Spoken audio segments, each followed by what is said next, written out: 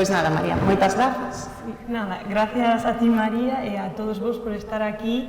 Quero recalcar tamén que para mí simplemente é un placer estar de volta no Vello Carce e recalcar que é un faladoiro, porque senón vamos tirar falándonos as nosas dúas.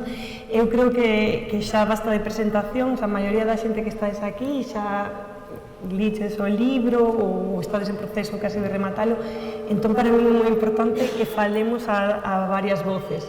E faime especial ilusión tamén que finalmente con esta boa acollida que estamos aquí neste panóptico, porque, bueno, estaba xusto comentando que eu, para os que non sepan, eu son médico, traballo en Suiza e desde novembro pois traballo nunha prisión, nunha cárcere en Suiza, entón hai todos estes paralelismos que bueno, está ben poder estar entre amigos falando de literatura, así que, por favor, eu estou aquí para estar con vos, así que, aínda que estemos así un pouco non en círculo e que seña unha mesa, vamos, estamos aquí para falar todos xuntos. Exacto.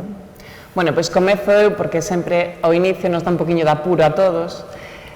Vou comezar facendo referencia, María, a unhas líneas da novela na que se di: o máis difícil é atopar a túa voz, e unha vez que a atopas hai que sentirse ben usándoa, porque todo demais, todo é teatro, toda a vida é teatro.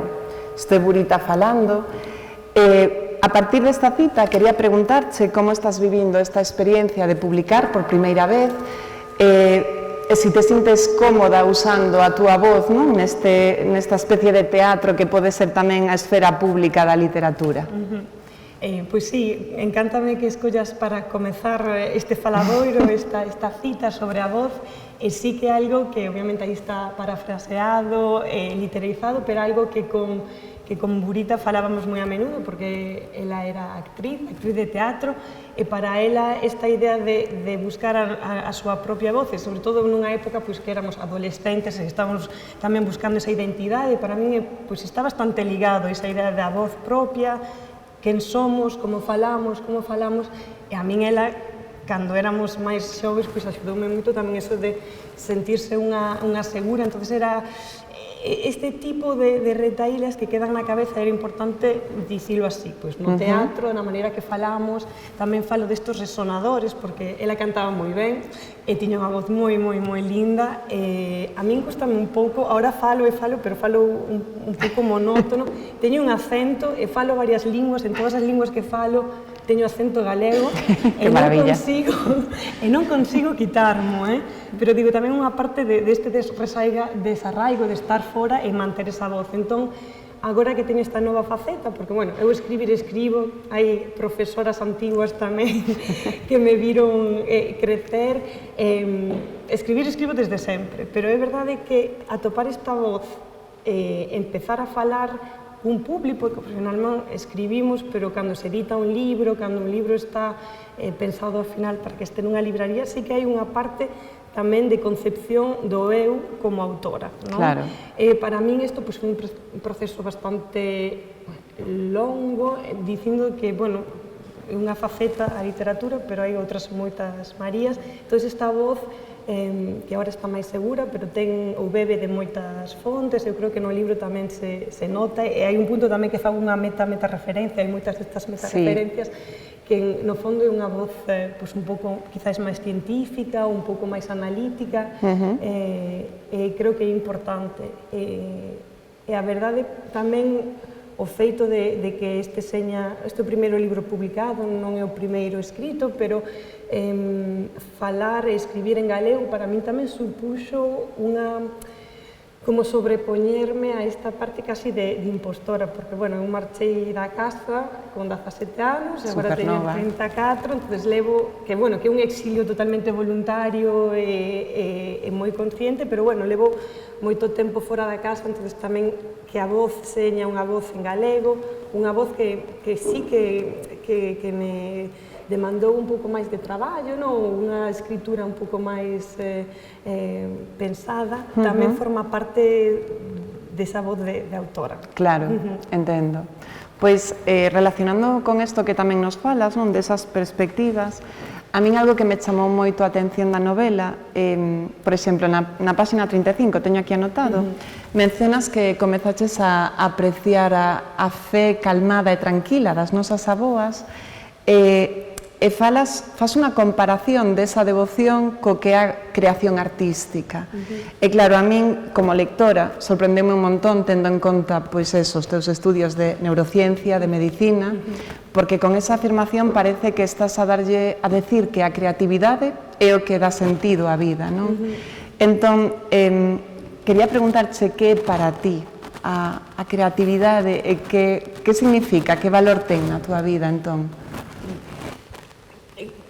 Eu creo que a creatividade como é unha maneira un pouco de darlle, non sei se sabor, pero é verdade é o que nos desmarca un pouco, non? E, sobre todo se estamos neste concepto un pouco máis estricto ou demasiado analítico, a creatividade finalmente é saírse un pouco do camiño, pensar de outras maneiras. Eu creo que todo o mundo que ten unha vida que pode tamén permitirse, que iso cabe decir, eu creo que a parte creativa e artística quizáis non é das necesidades básicas humanas, aunque debería serlo, entonces que tamén somos moi afortunadas, evidentemente, poder facer isto como unha parte da miña vida, e os que as disfrutamos, esa seña, pois, indo ao cine, música, tamén é un aspecto da condición e do universo humano que ten que para que se dea, hai moitas das outras necesidades básicas que teñen que estar cubertas. Pero eu creo que, se pensamos neso, na vida humana como esta esfera, está a parte máis estratosférica do centro do ser, e que é o que nos fai un pouco volar e sair destas, quizáis, ataduras máis mundanas. Entón, nesta idea está casi como, non místico, pero sí, é o que fai un pouco de escalarse e descubrir os límites da nosa vida como humanos. Así que creo que non está tan descabellado o que sea tan imposible dicir esta parte que a creatividade ou a vida artística é unha forma de creer e casi de fe, non? Sí, dende logo, agora entendo ese paralelismo, claro que sí. A min tamén me chocou moito algo que creo que foi o que máis disfrutei do libro, cando a xente me pregunta de que vai a novela. Decía, é difícil de explicar, pero creo que consigues... Hai un momento no que dis que sales a pasear coa túa amiga Zeta e que simplemente vos limitades a pasear e a observar, e a partir desa observación facedes moitas reflexións e introspeccións, e iso é a novela, non? O sea, ti consigues que ese foco narrativo teña un paralelismo coa nosa forma de desenvolvernos tamén na vida, non? Non sei se a vos os pasou o mesmo cando leíades o libro. Tratas temáticas moi diversas, dende a saúde mental, a importancia das amizades, a identidade, que esa reflexión que facías antes, para min é un tema que se repite ao longo da novela. Entón, quería preguntarche ata que punto foi intencionado isto de estructurar unha narradora que observa e comenta cousas. Como plantexaches, tío, a estructura da novela nese sentido? Claro, a estructura da novela, porque non foi fácil, non foi sinxelo escribir esta novela. Entón, para min, había unha parte moi importante e que foi un pouco o xermo de toda esta idea, que foi un proceso terapéutico, non? Casi facerse o cabo do ano do suicidio de Burita. Eu comecei esta idea de escritura con unha parte un pouco egoísta, terapéutica, de eu teño que expresarme, non? Entón, empecei o proceso xusto que sae no libro, e gustoume tamén que saixe ao final do libro, porque así foi como comezou todo, que o 31 de xaneiro, que é o meu cumpleanos, o meu aniversario, pois o 31 de xaneiro do 2021 non reciben esta mensaxe, que era a primeira, casi todos os anos, non me importaba onde estivese eu, como estivese ela, esa mensaxe sempre estaba aí. Eso foi como o que me levou a decir, eu teño que darlle resposta escrita a unha mensaxe que non está aí. Entonces, nace desta ausencia, e logo son, porque a parte analítica, científica, non a podo desahuciar de todo, pois o mes de febreiro ten 28 días, 28 anos tiña Ana, e para min era algo demasiado estruturalmente fácil, e iso axudoume moito. Entonces eu, por aquelas, en febreiro de 2021, estaba na residencia de Antonio Gala para jóvenes creadores, estaba xustamente escribindo esta outra novela. Isto foi como unha pausa un pouco personal para botarme a escribir. Entonces, todos os días pola mañá, eu facía a miña rutina e dunha maneira como moi sistemática escribía estes 28 actos.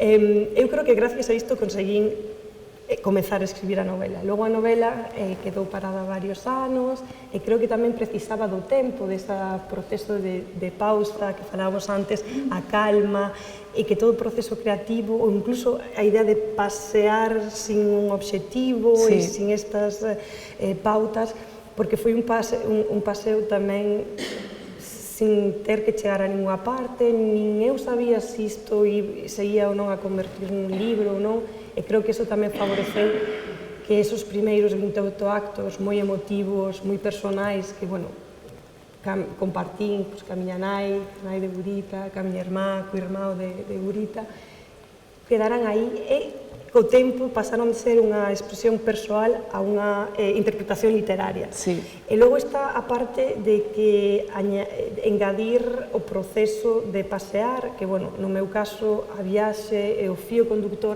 convírtese un pouco en esta paseo en bicicleta, que é outro ritmo, non?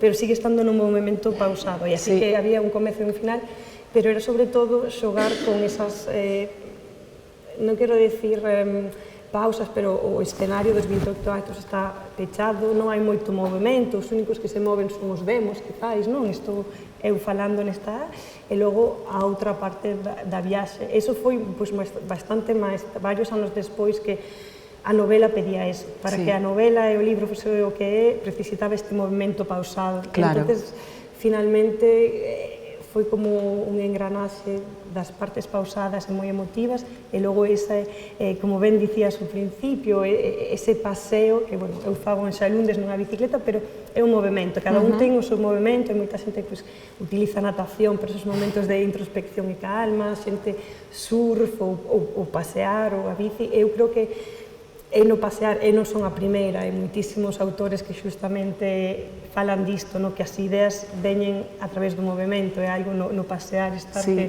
crean algo. E se equilibra moi ben, ademais, porque, como ben diste, a novela, o movimento ten un peso moi importante, pero tamén contrasta con esa introspección que vas facendo según progresas na viaxe, e xogase co tempo, co movimento. Para min ten moito mérito a forma en que o presentas, dende logo. Claro, a estructura sí que estivo moi pensada por eso, porque eu precisaba desta contención para poder eu sentirme libre de darlle forma. Pero non sei se isto que estamos falando é alguén que lle fala, justamente, e que se queres engadir algo. Queredes facer algún comentario? Trini? Eu, co que falas da estrutura, quería comentarche como integra o dos nemos ao final dos actos, que é o que representa para ti, como integras eso? Porque eu teño unha teoría, pero non sei se... Non, gustaríame escoitar a túa teoría primeiro, e despois digo que... É moi interesante, sí, porque se non é iso... É unha teoría que se que ao final é que para ti son como...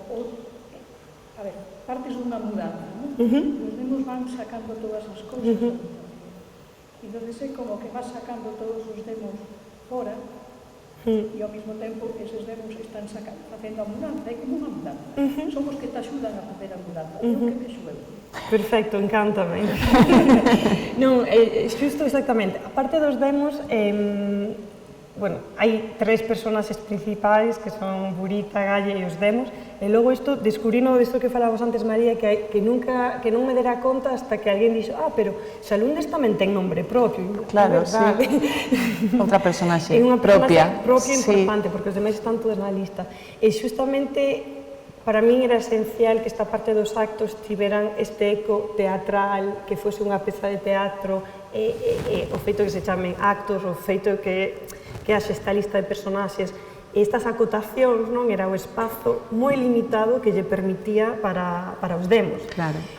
Os demos justamente son os únicos que teñen un poder de acción ou movimento, como dicíamos antes, dentro deste escenario bastante acotado, e son os responsables justamente de bailar este salón onde estamos describindo que é o escenario.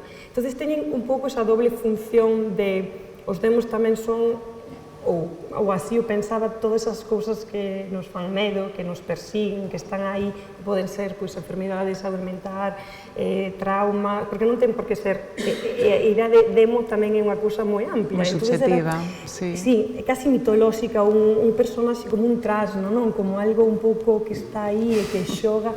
Falábamos outro día que ten casi un pouco de picaresca, que está aí para facer cousas como fans trasnadas, pero que tamén nos axuda, porque xeralmente as cousas que a veces nos fan máis medo ou nos poñen en situacións difíciles, de alguna maneira tamén axudan a sair correndo ou a quedarse parados, teñen en sí un obxeto. Así que me gusta a interpretación de axudan a facer a mudanza, son obreiros contratados, na verdade, os demos están aí porque teñen que estar. Pero sí que teñen un pouco esta representación quizáis máis personal para cada uno, e logo hai unha parte máis adiante, porque non quería como darlles máis espacio das acotacións das partes dos actos. Logo máis adiante nos libros sí que me permito falar dos demos dentro da parte da viaxe, e creo que tamén é unha maneira de aceptar, según vamos camiñando, que os demos formen parte tamén non só deste espacio acotado, pero facelos propios, identificalos. E gústame tamén esta idea de que os demos señan para cada quen, e cada quen lea e identifique os seus demos, non? Son múltiplos en plural, entonces, nun personaxe que sea demos, cada un e cada unha pode identificar e darlle o uso que seña. Así que, non sei se hai outras interpretacións dos demos entre os lectoras e lectoras, pero sí que é unha parte super... como dicilo, moi... A mí me interpelaron moito, claro, porque ademais para cada un de nós, como ben dís, temos feridas, temos traumas distintos, e o velos así, nese movimento que decía Trini, nesa colaboración que fan, é cando ti como lectora daste conta de que todo eso está aí por algo, non? O proceso de do é necesario para que ti poidas avanzar en todos os procesos, en todos os dos que temos cada un de nós, non? Claro, dende logo. E esa forma tan impersoal de falar deles, deses demos, axuda a que cada un de nós como lectores nos vexamos reflexados e nos falen directamente. Sí, dunha maneira eso, casi mitológica. Sí, mitolóxica, efectivamente, claro. Non sei se queredes... Sí. O personaxe dos demos que aparece ao final, sí que é certo que interpretei como contas esa dor e é como vai aparecer sempre o demo. Como unha personaxe que como que interpretas que ese personaxe te lo que meter aí porque é como que se está facendo eso todo, como se fala un trasno, sabes? Dunha maneira así mitológica de un trasno que o que che fai é provocar sempre dores todo o tempo, por eso mencionas o tema dos demos. Eu interpretei así, vamos. Pero tamén, quero dicir, tamén están, iso é verdade, é o único bueno, sí, están os personas que continúan presentes, non? Casi despois, non sei, de ler o mellor 10 actos, casi de maneira automática, eu non sei se vos pasou, pero creo, claro, de casi maneira automática xa vas a ver que fan os demos, e os demos onde están estes demos. Así que tamén o que dis, non, de que están aí, e sabes que van estar, porque non se marchan. Sí, sí. Gustaríavos comentar algo máis por aí? Non? Pois entón, eu tamén quería falar de que a min o que máis me chamou desta novela é o que me quedo coa mensaxe da importancia que teñen as amizades nas nosas vidas, non? Hai un momento no que se di o primeiro amor é o das amigas. Eu creo que, bueno, como boa millennial que son, pois nesta tradición que nos comimos, non? Tanto nas películas, na arte en xeral, non? Que o amor romántico é o máis importante. A min gustoume moito ler esta novela como unha vindicación da amizade. E, bueno, gustaríame que nos desenvolvas un pouquiño ata que punto crees que a amizade nos define e nos aporta, non? Na nosa identidade. Eu son quen son, por decirlo así, tamén gracias a minhas amigas. Quer dicir, eu teño amigas que son, pois, o mellor parte da familia, que poden ser as miñas primas, a miña irmá, pero logo hai unha rede de, sobre todo, mulleres, quero dicir, cando digo amigas e amigos, pero neste caso especial, e tamén que xogan unha parte, sobre todo cando somos nenas ou cando estamos crecendo, de identificarse, tes como a separación, pues, ca nai, ca familia, e logo buscar o teu propio espacio no mundo, e aí que atopar estas amigas, porque que fai que alguén, unha descoñecida, non? Seña unha persoa tan importante na tua vida. Hai algo, un clic, unha conexión casi mística ou máxica, que de repente, e aí eso entre nenos, non sei só entre nenas, pero entre nenos hai algo como moi inocente, é casi un proceso de recoñecerse no outro. Sí. Entonces, cando somos quizás máis novas, hai algo máis intenso e casi magnético de sepárome da estructura da familia e vou recoñecéndome en partes, e tamén aprendemos outras maneiras de ser no mundo, non? A través das amigas coñeces como son as familias de outras familias. A familia, ao final, é o universo, non? O universo do ser humano, ao final, a primeira parte de pertenza no mundo é a pertenza na familia, que logo a familia hai moitas formas de ser familia e moitas maneiras de estar. Pero creo que tamén é a través desta ponte entre as amigas que te permites ver como outros universos a través de outras familias, e para min iso é super moi enriquecedor.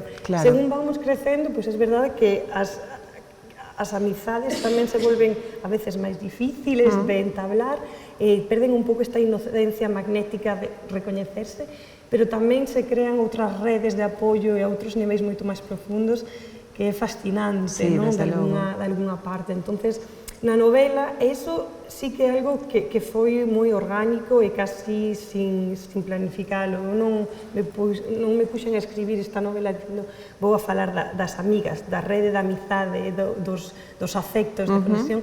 Eso está aí porque finalmente son o que son, e a través destos anos, a relación con Gurita, que é unha relación moi especial, e tamén, cando Gurita deixou de estar, toda a xente que estaba aí, xeralmente mulleres, que estaban aí sendo. E aí creo que, volvendo á parte da identidade, e de como nos sentimos, moitas veces seguimos estando un peo adiante estas persoas que nos axudan, que veñen a noso encontro e que están aí.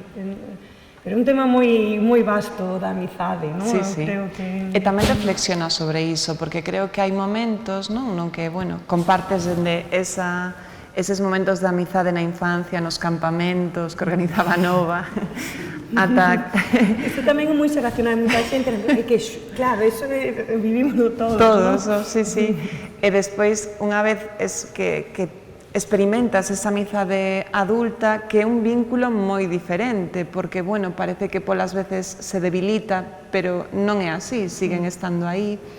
A min interpeloume moito tamén, non? Esa reflexión sobre como as amizades van evolucionando ao longo da nosa vida. Non sei se alguén... E a perda tamén de algunhas amizades. A perda delas, non? Igual que falo disto de que, bueno, que a primeiro amor é das amigas, tamén unha parte que a veces, bueno, ahora sí que hai un par de libros que falan. Sí, empezaron xusto agora a salir. Pero hai veces que, bueno, que unha amizade importante no momento, e volvendo dos campamentos, eu teño moitas amizades que xuraría que eran amigas para toda a vida, e despois de 15 días de campamento, aí quedaron, pero bueno, no momento foron moi importantes.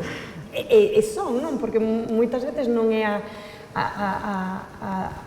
cantos anos, bueno, canto dura a amizade, pero tamén a intensidade. Creo que diferentes medidas unidades de medir estas interaccións humanas.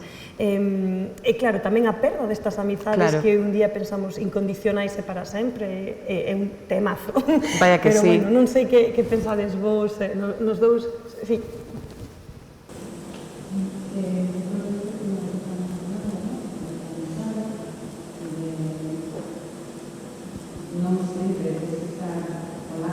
Claro.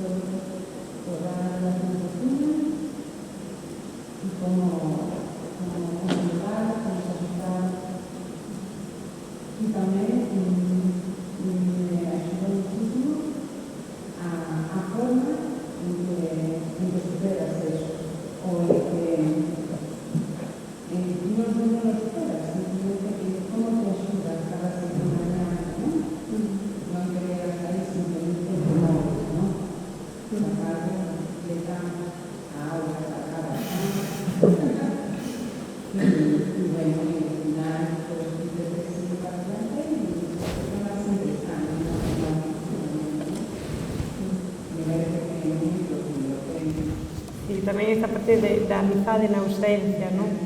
A veces pola distancia, a veces pues, que pues, deixan de estar, sí. Tamén hai, son outras maneiras de acompañarse tamén.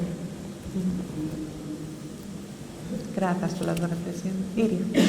Con respecto a isto que estás comentando da amizade e de como están surgindo agora libros arredor das tendas da amizade, que é un tema non sei, por exemplo, agora estou pensando en libro que me pouco, por exemplo, o libro de Miguel Alari. Sí, algo así.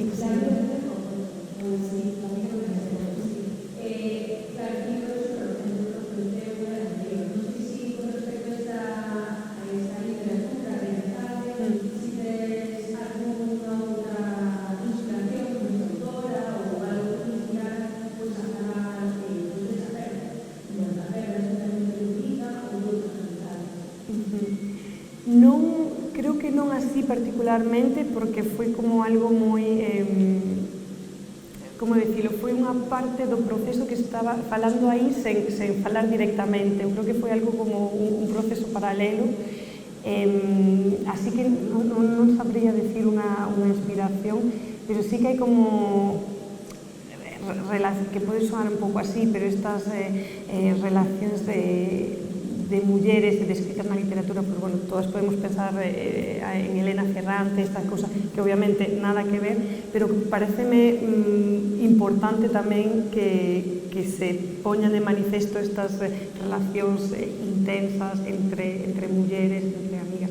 E o da perda, claro, o da literatura de mulleres, de amizades que deixan de ser, e os libros non sei que existen e escrito, pero non os lin de momento.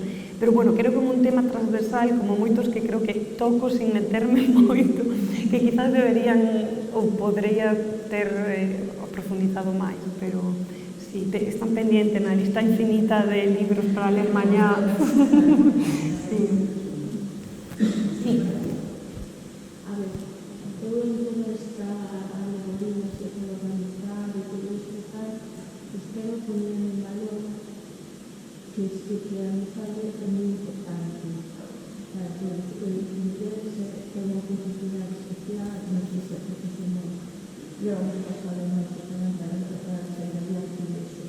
Pero tamén quero poner en valor este libro de voz a amizade con persoas que teñen problemas mentais, que son difíciles de querer.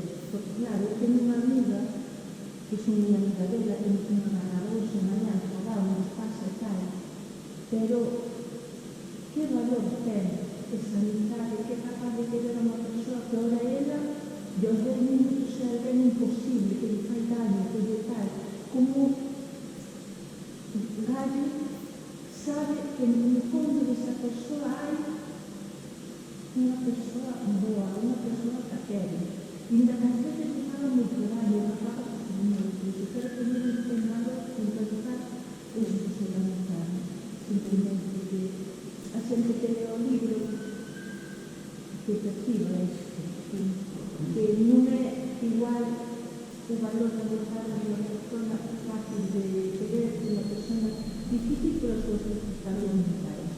Pero creo que tamén dá un pouco esa, ou que sin darme conta, é un mensaxe un pouco de esperanza, ¿no? Que todos temos dereito a ser vistas e a ser amadas independentemente. As persoas sempre teñen a percepción de que nadie vai a querer. Calquera que lea este libro dáse conta de que sí hai alguén que vai a querer. Sí, María, sí. Non teño nada máis que decir, creo.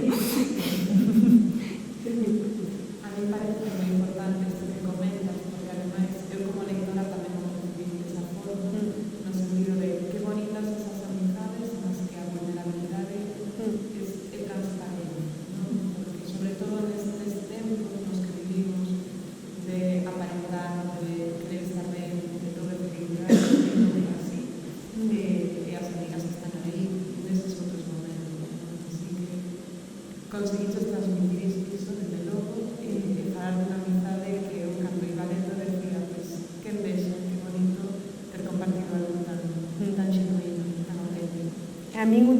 unha das frases que quedei máis a gusto e case hacia o final do libro, eso de que alegría poder estar así de tristes entre amigas.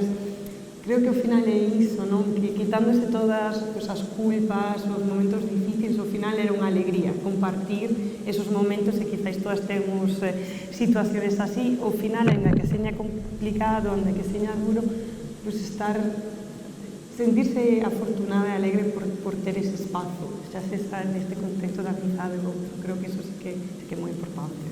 Sí. Tamén eu creo que na novela intentas comprender a Brita, por exemplo, está este tema de entender a súa obsesión ou fascinación polas polvoretas. E a mí gustoume moito porque ao final pois é un moi bo exemplo de que cando nos perdemos a alguén e cando entran en xogo pois os rencores ou as dúbidas ou esa necesidade de comprender a alguén que lamentablemente non vamos ter a oportunidade. E pareceume unha forma moi chula tamén de explorar a perda e o proceso de dor. Entón, que te interesaba explorar a ti, non? Esas preguntas que te xurden como amiga cando a tua amiga desaparece.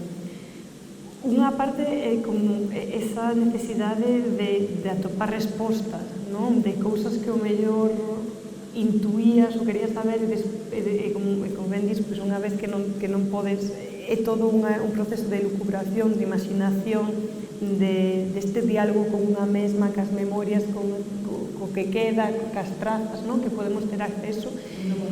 Exacto, e tamén esa parte, quero dicir, foi unha parte pois, personal, pero tamén unha parte como moi imaginativa, que foi dar unha nova dimensión a unha relación que se rematou, pero a raíz da memoria, porque tamén un exercicio, ou al menos foi para min a parte dos actos, de memoria, non? De poñer en valía pois, o mellor interpretacións, un momento, e a partir de aí xerar un novo universo, neste caso simbólico, a través das bolboretas, que non estaba. Entonces era tamén como unha páxina en blanco para decir, bueno, nunca vou saber realmente, pero non importa. Non importa. Entón, tamén era unha dimensión que tamén nos permite a nos mesmos de, quizás que axuda de algún demo que ven por aí, poñendo ou deixando algún indicio, algunha pista, e creo que iso tamén é bonito e fermoso, poder permitirse seguir construindo ou enchendo os socos que queden na memoria con unha persona que queremos, pois, desaparece, non está xa máis, non? E creo que tamén é importante permitirse eso, porque na nosa memoria, no noso recordo, siguen vivindo, siguen estando presentes e nós seguimos. Hai unha parte, por exemplo, que me gusta porque falo do viaxe a Venecia e todo eso, e a primeira vez que estiven en Venecia estiven con Brita, e a segunda vez que volvín a correr a miña primeira maratón, era como, eu casi, dunha maneira un pouco casi delirante, facíame risa, porque seguro que si Brita diría, pero que faz correndo unha maratón, que se che perdeu en Venecia para volver a correr? Entón, unha conversa que nunca vou ter con ela, pero estaba aí presente, e son esos detalles que, bueno, este caso é algo moi particular, pero que a min acompáñame, e tamén é eso de decir, bueno, non está, pero está, non? E a través das lembranzas, eu creo que eso é algo tamén bastante universal, non? Bueno, neste caso Brita non está, pero mellor xente que xa non está ou perdimos o contacto. Claro, e temos esa nova forma de relacionarnos, non? Desde a lembranza, o que supuxeron para nós, porque tamén é un momento de darte conta, non? De esta persoa supuxo todo isto para mí e sigue estando, sigue esa relación, non? Tamén hai un momento no libro no que dis todos os camiños que escollemos lévanos a vivir diferentes vidas.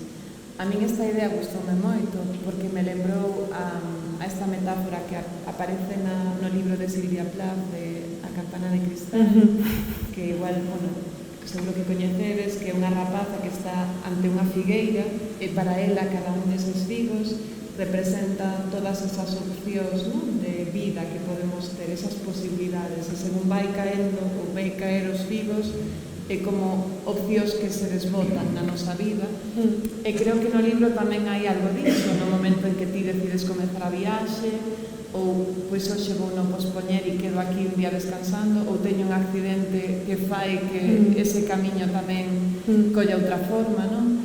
Quizás isto é unha forma de empregar a literatura para explorar todas esas vidas non vividas, ou non sei se o estruturaches así. Sí, no, encántame que cites a Silvia Plath, encántame esta metáfora que é moi verídica, e a min é unha das cousas que quizáis máis pavor e máis medo me dan na vida, o feito de ser consciente da propia limitación de que vida temos unha, que escollas facemos, e xustamente cada vez que facemos un camiño estamos dicindo non a todos os demais, e iso durante moito tempo foi unha gran fonte de crise existencial para min. É verdade que, bueno, consigo o mellor facer varias cousas tamén un pouco nesa angustia de dicir que claro, se fago isto xa non podo ser isto.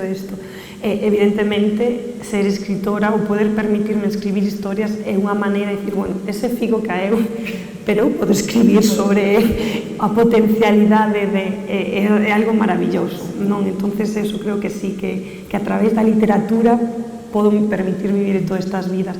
E tamén este libro en sí, porque obviamente é autoficción personal, todo o que quera, pero este libro está así, pero podría ter sido moitos outros libros, e hai moitas capas de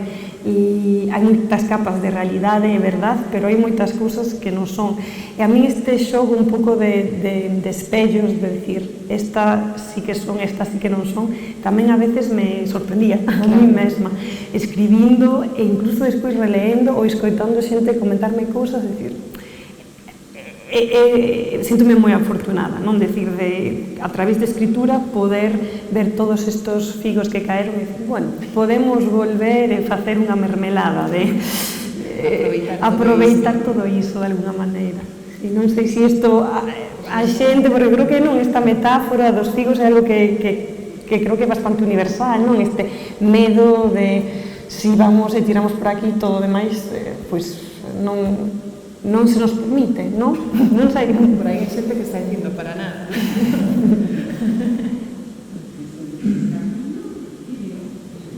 Sí, pero tamén sempre podes mirar atrás, non? Renuncias, exacto, vívense mal.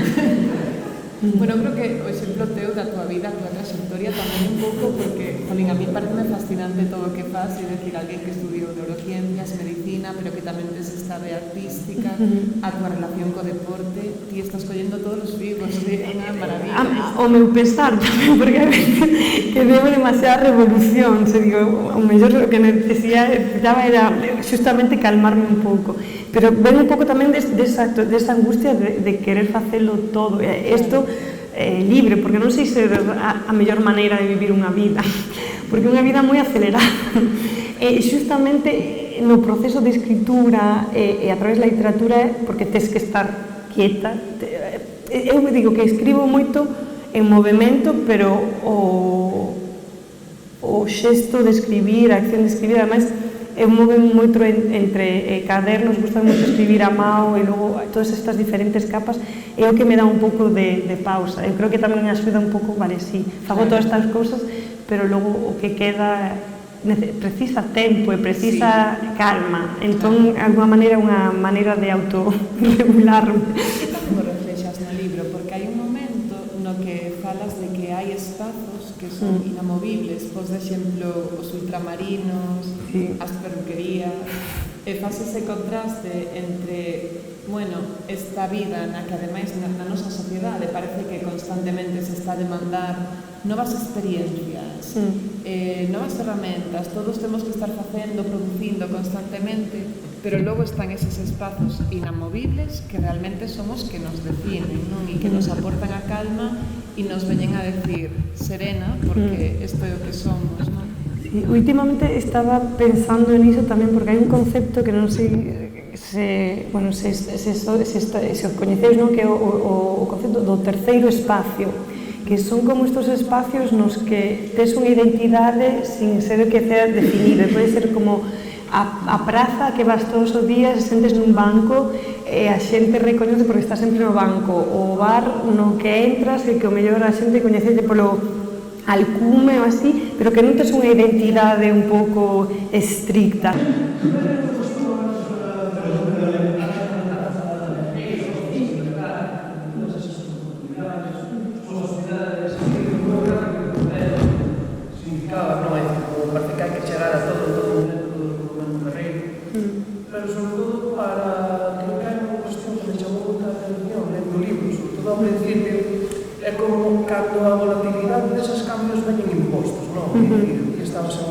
dicir, na historia, esa portabilidade, non? Esa idea de facerse camiño a Santiago, novamente, un modelo de bicicleta, dicir, como te adaptas a ver?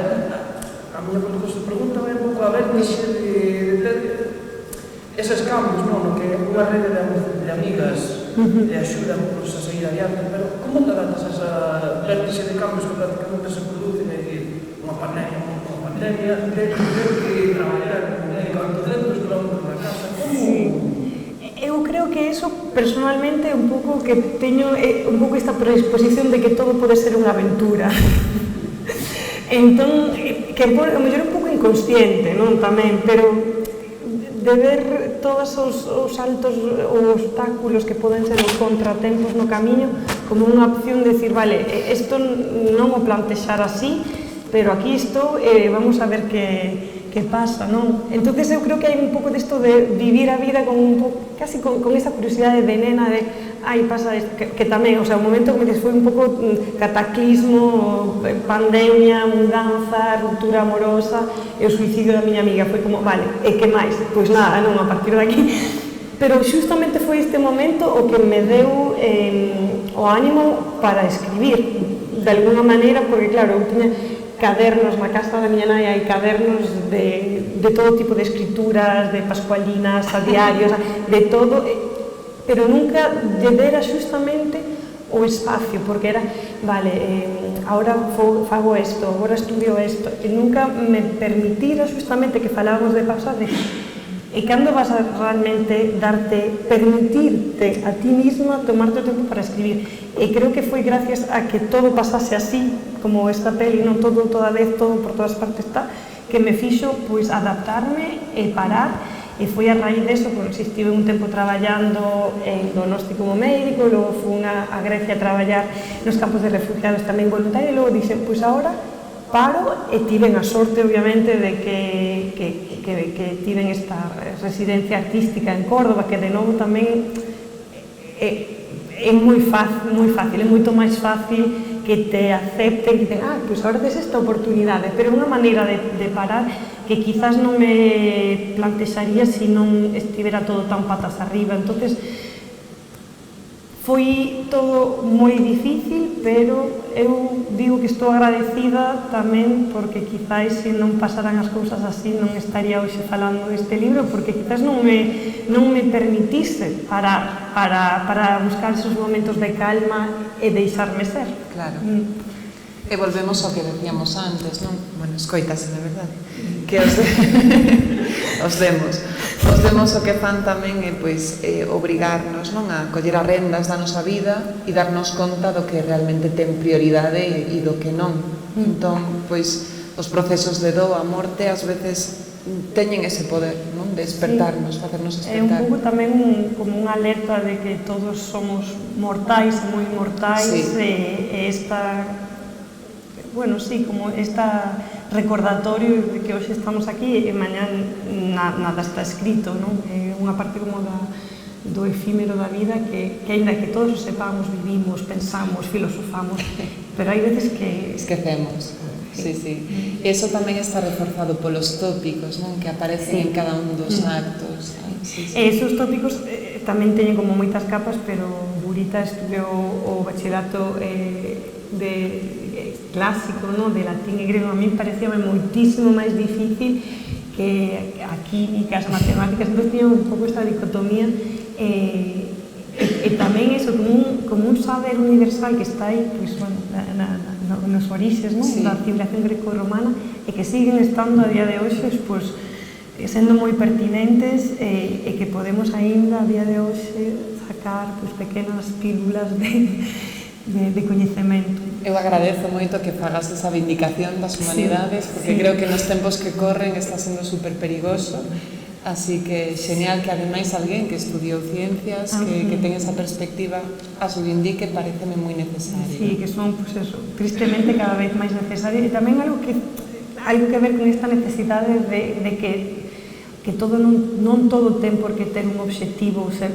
capitalizable ou ter como un fin en sí. De feito, hai como creo que a cita de Ramón y Cajal, non, que tamén era eso, quédate ca xente que te faga, non para que sirve, non maravillar ese momento de reflexión un pouco, bueno, que non todo ten que ter un fin en sí mismo, non? Que a veces ser e estar abonda. Sí, está ben.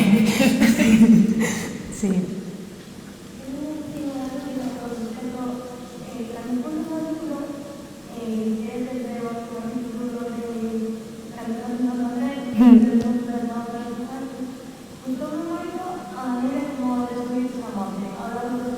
Okay. Porque fue como, primero fue una descripción mítica de volver a buscar la tribunal, después de la facultad, después como empezaste a contar de una manera que como parecía que era un número a la muerte, ¿sabes? Así, justo un número de la entonces tú dices como que obtuviste una cosa para que fuera todo seguido o fue así. Eu creo que foi un pouco así. Sí.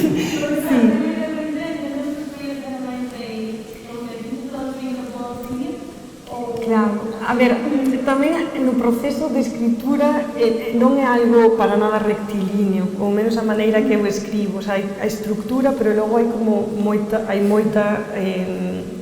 reler, cortar, moito para fora. E logo sei que hai momentos que unha lee e, ai, pero isto xa falei, pero non estaba... Entonces, hai como moitos... realmente como un puzzle, non? Sobre todo nos procesos finais da edición e da lectura, e sí que hai veces que, cando tes máis claro e o libro xa está casi feito, non? Que sí que metes. Pero, bueno, a idea da morte tamén, claro, porque... Para mí é importante, é algo que sí que teña moi claro, que non quería nin utilizar eufemismos, nin caer en banalizacións. A mí é importante, isto é algún tema recurrente no libro, que as cousas hai que chamalas por seu nome, e teño un pouco esta vantaxe de ser, a parte científica, que quero aproveitar e decir, non, que hai que quitar todo este estigma, e da morte tamén, porque obviamente non é, a morte é algo casi que todo o mundo fala de alguna maneira. Entonces, facelo moi directo ou de definirlo, como dicías, con unha descripción que pode aparecer en calquer libro, dámame un pouco medo tamén caer nesos tópicos, non? Entón, sí que foi un pouco de cuidado, pero bueno, alégrame que ao final que haxa como esta visión un pouco máis alternativa, se podemos decirlo así. Sí. Queredes aproveitar que nos quedan uns 5 minutiños, Luis? Sí. Unha das cousas que me gustou moito do libro que gustou moito. Pero por favor, tamén que iso interésame moitísimo. Que foi o que non che gustou? Costoulle entrar. Costoulle entrar, ok. Sí. Non creo que non vai a... Porque me parecía que a un certo punto era un tema de cosas de escribir a bicicleta, de clima, digamos así, e tal. O tema do primeiro capítulo en inglés, e tal, se pone que non teño idea de inglés, e tal. Se entrou mal, vai. Non me gusta. Unha das cousas que me gustou moito é que tinadas a amizade pero non xultas. Non xudas, agora non xudas, non? O sea, está claro que as estruturas, que tiramos por aí, pero en un momento hai un tema de rescate, hai un tema de poder, como que faz esto, un pouco, bueno, entendes o que é, non? O proceso, non? Porque a persoa son un estomón, un pouco que tenes de amor, non? Bueno, mira, E que eu creo que sí que eso para min era moi importante, porque finalmente todos estamos aquí para acompañarnos en non caer neste un pouco victimismo de aquí nadie é o salvador de ninguén, non? Era algo que para min era moi importante e encántame que, bueno, que incluso que ao principio pero realmente sí que eu moitas gracias. Moitas gracias. Gústame, porque honestamente, hai veces que incluso sentes a sensación de toda esta xente que está dicindo que lle encantou o libro, que va, digo porque me ven con cara así e non queren que me vaya chorando. Pero que é importante tamén estas partes de, pois isto non me entrou, e logo, así que agradezco. E para mí isto era moi importante, que non haxe ningún victimismo, porque finalmente todos somos de alguna parte responsables das nosas propias vidas, e toda a xente que nos rodea están facendo, eu creo, o mellor para ser con nós, pero non para salvarnos, ni para solucionarnos, e isto é un erro común. Eu creo que aí hai moita da raíz da culpa e dos remordimientos que poden estar enraizados aí. Entón, iso sí que era algo que non o vivín así eu na miña vida personal e que tampouco quería que quedase plasmado no libro, justamente con esa idea de que fose un mensaxe un pouco máis esperanzador, non? Que finalmente cada un é dono e dona da súa vida, con todos os demos e con todos os camiños a veces que quizás non fora a mellor solución ou que poderíamos ter collido outro camiño, pero bueno, hai que facer o que temos. Gracias, por ese comentario. E despois eu sempre digo que nos múltiples camiños que mandas sociales, o camiño que collemos sempre o aportar, son desas filosofías. Igual que cando son recta, ou cando escolles a pediatra, ou cando escolles cando te toca, bueno, esta vai ser a mellor persoa do mundo mundial, porque o camiño, eu sempre son eso, o lado bueno, pois, se escolles aquí, este vai ser o mellor. Pois, está claro, sempre temos outro estudiar por outro lado, pero bueno, o debate sempre é unha boa filosofía. Tamén todo o camiño a Santiago como un fin e despois que polo medio que non. Está ese poema de Robert Frost tamén, que o de O camiño que non tomei, non? Que, bueno, sei que non é esa interpretación que se... Pero, bueno, a interpretación de cada un. Pero de cada un pode levar a que tal, non? E esa de, hai dous camiños e o collín o equivocado, non? O menos transitado. O menos transitado. Exacto. Había, sí.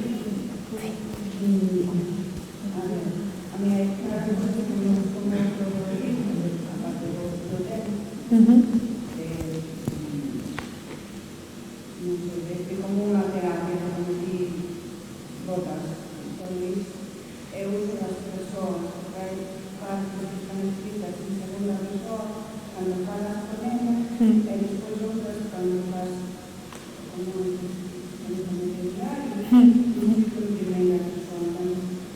Creo que é que chega moito a primeira persoa que é como si escribir así, bastante con outros filmes. Despois hai la correctiva tampouco me entiendo, que daba máis, sabes, que como de teatro, primeira folla de aquí, iso de que é internacional,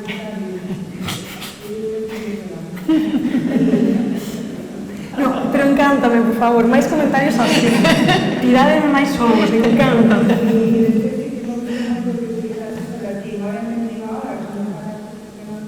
Sí. Sí, como un aforismo, un medio.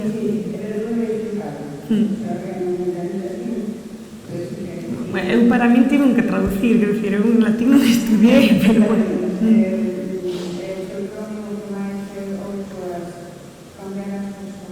Sí, non, gústame moito porque, claro, hai como toda esta idea, bueno, estructura, non, o uso pues, do teatro, a veces é casi como máis un ensayo, logo hai moita pues, eso, narrativa, primeira persoa, e a min gústame moito xogar co ritmo e tamén ca distancia. E xusto que estabas dicindo de utilizar esos aspectos que era como moi eu, primeira persoa, outro, segunda persoa, e tamén crear como que, claro, eso, a idea que unha ten e logo como sai, tamén é unha diferencia. Pero crear tamén como esa incompresión, esas faltas na comunicación que pasan a miúdo, non? Eu entendo eso, pensei que eso era o que ti querías entender, entonces xogando un pouco co uso destas persoas sí que chega, sí. Porque tamén chega a distancia, non a incompresión, eu creo que sí que eso sí que estaba bastante pensado, o sea, intentar xogar ca linguaxe para crear estas tensións, non? Este cambio de falar pues, no escenario directamente, falar comigo mesma, tamén esas capas, non? De introspección, máis lixereza, máis profundidade. Sí. Pois vou rematar xa dándolle a voz a Alejandra, que creo que querías intervir, fai un anaquiño. Sí? Que eu que necesitaba, no principio do libro, como había tantas cosas diferentes pasando en función do capítulo, a mí como que tenía una sensación de que era desavanzado que pillaba a historia, despois, o seguinte paso foi a esta nova persona, esta nova viaxe, está escribindo sobre a parte reflexiva das que vexe, despois o seguinte empezando a escribir ela durante a viaxe porque se propone escribir. E ao final do libro leí unha sensación moi boa porque o que me quedo é a mensaxe de un proceso que fixete con un personaxe que ten que facer todo mundo como de unha vida moi acelerada que de repente frena de golpe por todo e un viaxe onde todo está en pausa e te permites redefinir ou recalcular quen és, cal é a tua identidade respecto ás cousas da imaxe que te tiñas de ti mesmo que te definir. Entón, ese é un proceso que penso que case todo a xente se pode sentir identificar e que penso que todo o mundo ten que facer algo que pode definir a súa vida. E parece que se resume ou debería. Ao final de como moi identificado co proceso, pois a mí tamén en redes, está describindo precisamente ese proceso. Genial, que ainda fose un pouco eso, o principio. Tamén eu creo que para que algo nos interese hai un punto de que estar un pouco desconcertado, non? Porque se entendemos todo desde o principio, non sei, vos que sodes moi lectores, hai moitos libros que tamén se está todo moi claro desde o principio, tamén bota para atrás, pero sí, gracias por ese comentario, tamén esa idea como de parar, estructurar e que ao final, según o libro vai avanzando, que teña ese sentido. Se vos parece, o que podemos facer é como nos gustaría convidarte a tomar algo, pois os que vos apeteza, podedes vir con nós e podemos continuar charlando un anaquiño, pero ahora sí que precisamos poñerlle aquí o punto final para poder recoller, vale? Pero que ben, que teñades ganas de participar e de seguir a conversa. Así que moitísimas grazas a María e continuamos entón falando. Vale, gracias.